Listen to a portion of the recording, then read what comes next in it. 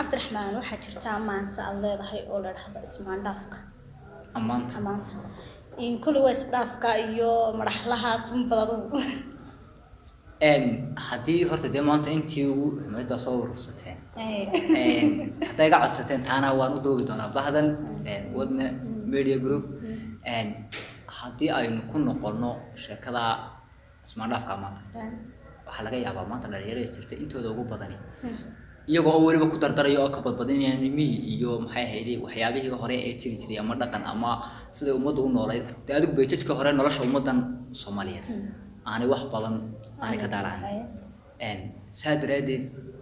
waxaa jirta gabaygan wuxuu ka hadlayaa laba nin oo midna inan ku amaanayo muuqaalada dabiiciga dadkeen waxa la yaqaanaan hidiya dhaqan baa la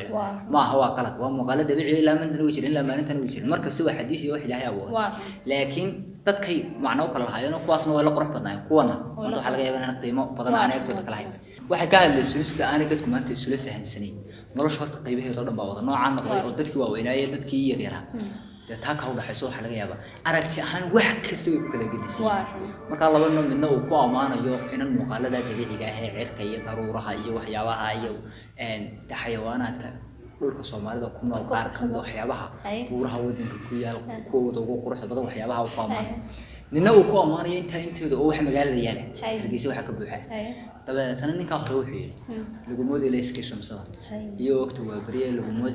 cirko soo onkaday iyo ma arooriyada lagu mood cirjiiraha ifa iyo lorsidiisa lagu mood yahay afar iyo 10 ayaamood lagu mood goonki mankiyo ubaxa dayreeda lagu mood ishaacayna oo loo qabay lagu mood aloo soo sidka iyo aydinkii bariye lagu mood darmaan uguba oo aad xawaaraha lagu mood aloogiya tabca aragtidoodii in lagu mood aqoon hadal yaqaan erayadiisii in ka soo daduyada jirta la ashqaraarayso ilwaad quruxsanay waxaad ka tahay ayad gooniyo ninkii kale sidaas leeg isaguna ilaysida iyo maxay ahayd muuqaalada dhalaalaya ku bilaabay wuxuu lagu moodayay iska berberi ayaa qaladaarana lagu mooday ishaarada halka oo weega khataraheeda lagu mooday afka bacadlaha oo in la soo maray lagu mooday albaabada somteen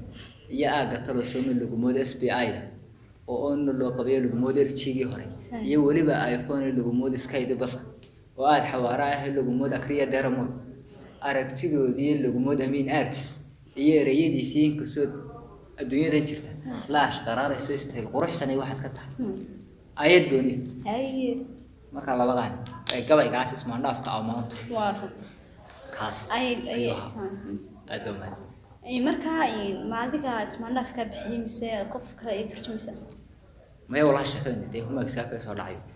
huma ayuu buu waxa xaqaaqan u dhacay xaqi damad ku xumaato xaqaaqan u dhacday ma yahay